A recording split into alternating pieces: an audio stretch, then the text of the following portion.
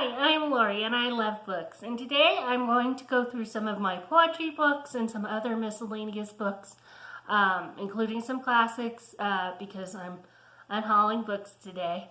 So the first set of collection is my poetry books. I am planning on getting rid of most of these just because I've been working on my library. I have an idea of how much space I have, and I don't think I have enough space for these books, and since these are not the tippy top of my favorite books, I'm going to be letting them go. I think poetry books are great to read once, maybe a couple times, but they're not books I really reread and reread and reread again. So letting them go for me makes a lot of sense. So this first one is Marigold Garden by Kate Greenaway. I've read it, I think, earlier this year. It was very pretty. I think it was very pretty. It was very kind of antiquated, very English. So it was good to read once, but I'm going to let it go. It's not a favorite. So try to not make so much noise. You Read to Me, I'll Read to You by John Ciardi. This was a very interesting idea. I don't think it was maybe executed as well as it could have been. Because like some of the poems, they weren't very playful, and I kind of was expecting this to be a very playful book. So again, another one that was good to read once, but I don't think I have any use for it. This one was lost some books. Someone Cares, the collected poems of Helen Steiner Rice. These are very religious poems of Christianity and Christian faith, and I kind of think it was a little too preachy, kind of. So it wasn't really my style. I kind of think that, you kind of have to be softer when it comes to things like that. And so I kind of felt like this was a very old book, but not a really great book. So letting this go isn't that hard for me. This next one is The Beauty of the Beast, Poems from the Animal Kingdom selected by Jack Pralutsky. Very fun collection of animal poems. I think if you have a child who loves animals and you want to try to get them into reading different kinds of styles of books, this would be great. I enjoy it, but it's time to make hard choices, so letting that go. This next one was also a very fun poetry book called Behold the Umbrellephant and Other Poems by also by Jack Pralutsky. Basically, he took two items, like an elephant and an umbrella, and combined them and made a fun little silly poem about them. So, a very fun book if your child likes humor. I Saw Isu, the School Child's Pocketbook, edited by Iona and Peter Opie, and illustrated by Maurice Sendak. So I do love Maurice Sendak. This one, I didn't really care as much for the poems, but I do love Maurice Sendak, and I would like to have a collection of all the Maurice Sendak books. So I'm going to put this in the maybe. Like, right for now, we'll keep that one. These two, I guess they're not by the same author. They just look similar. Lilies Without by Laura Kasicki. Read it once. I do like the cover, but when all I like is the cover and I don't plan on rereading it, I'm going to let it go. This one's Pure Sounds of My Soul, poetry by Gulton Dye. Another beautiful cover, but it was good reading once. I'll get some water. Tap Dancing on the Roof by Linda Sue Park. This was little bit different, but more odd than interesting.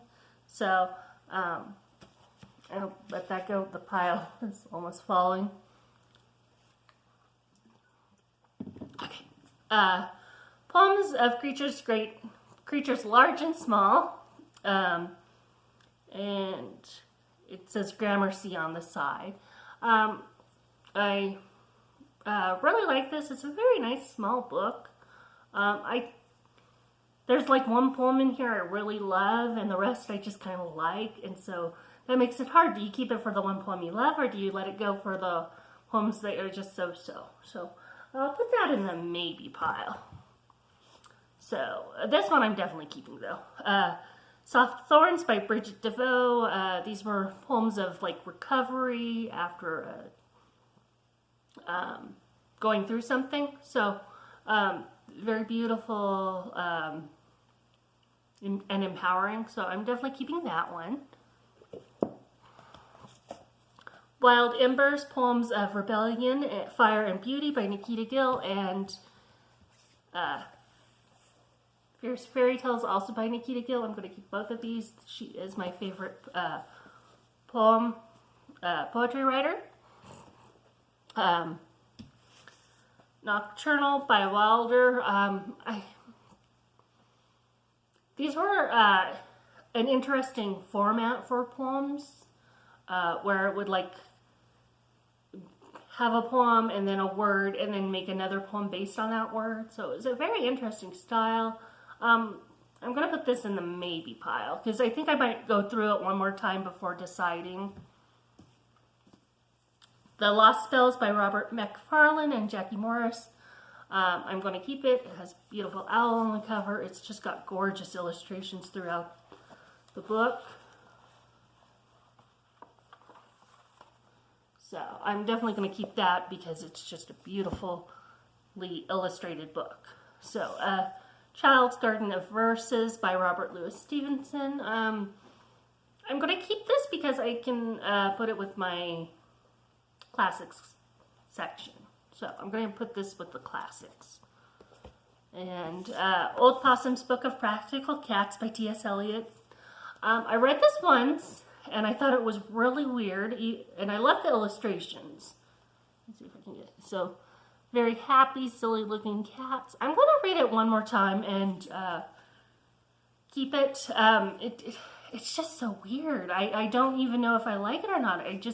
When I read it, I'm like, that's weird, and it's like I don't know where the words he's coming up with are coming from. It's like with Dr. Seuss, he came up with all these fun words, but you kind of had an idea of what the words were based on, and with that, it just kind of seemed more random. So I'm going to give that one another try.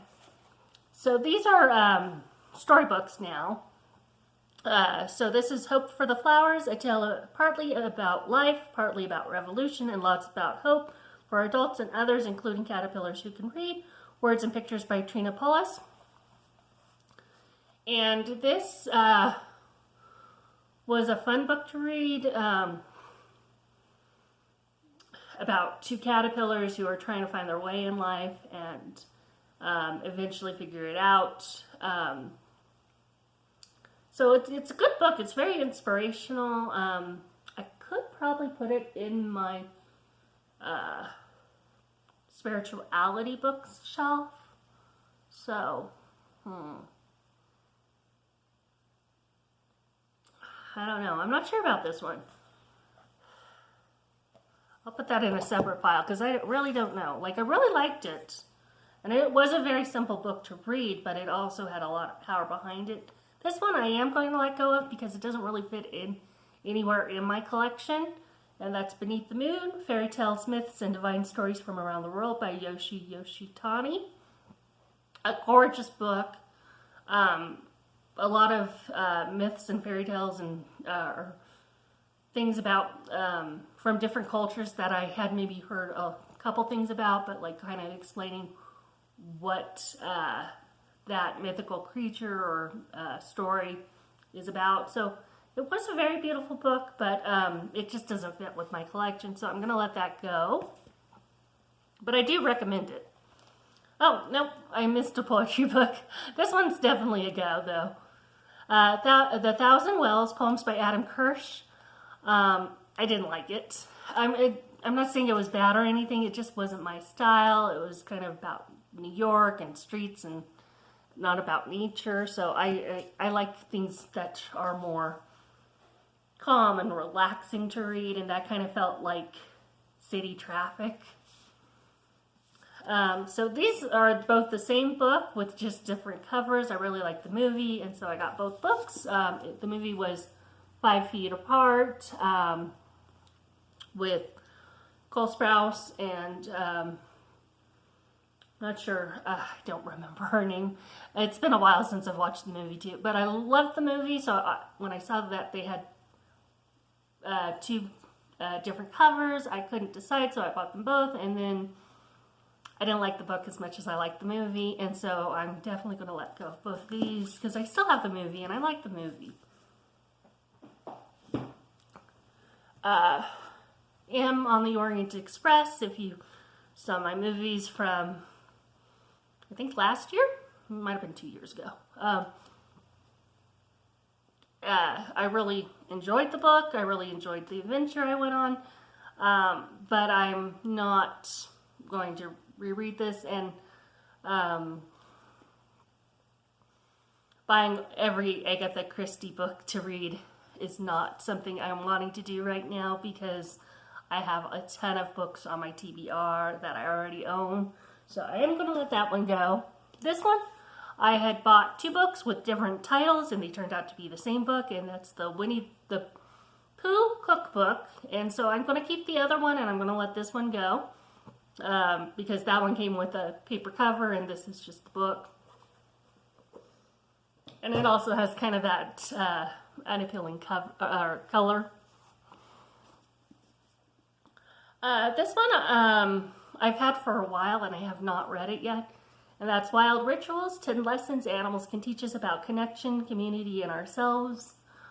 It still sounds really interesting, but I have so many books to read. I'm just not sure about that one. I don't think I'm going to read it, so I'm going to let it go. That's a hard one, though, because it does sound really interesting. Okay. Let me set these aside. I'm getting them confused. Okay. So, Swordbird by Nancy Yin Fan. I really enjoyed this. I'm going to look to see if it's part of a series. If it's part of a series, I'll keep it and get the rest of the series. If it's a standalone book, then I'm going to let it go. So I'm going to put that in the maybe pile. The Zookeeper, a novel by Alex McLennan. Again, this was a interesting sounding book, but I haven't read it yet, and I don't think I'm going to get to it, so I'm going to let it go. And then I'm actually going to let go of some classics. The classics I'm keeping are really into my collection, and these ones I had got just because I wanted to read, not because I wanted to save them. So I'm going to let them go. They're all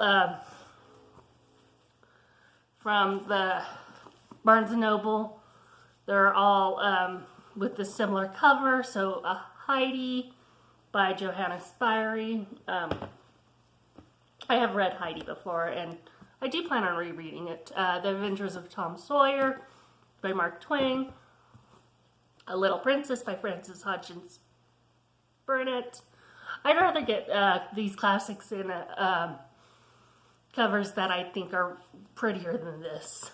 This was Family Robinson by Johanna David Weiss, The Call of the Wild by Jack London, and Black Beauty by Anna Sewell. I also have another copy of Black Beauty, so letting this one go, not that hard. So I'm actually letting go of classics, which is a surprise. So that's all I'm going to let go of today. Let me know any thoughts you have in the comments below. Like and subscribe if you're into that. And until next time, have a lovely time reading. Bye!